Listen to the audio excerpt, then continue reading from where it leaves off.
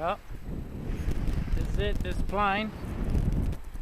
Reminds me of the planes that I found on Palm Island, the Catalinas. So that's the wings off it. It's pop rivet style Diablin.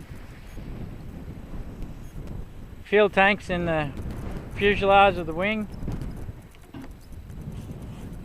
This is the days when aluminium was really good, strong and light.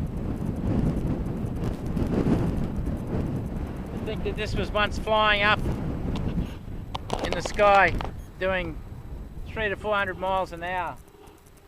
And now this is its graveyard here, its tombstone. This is the beach, its last resting place.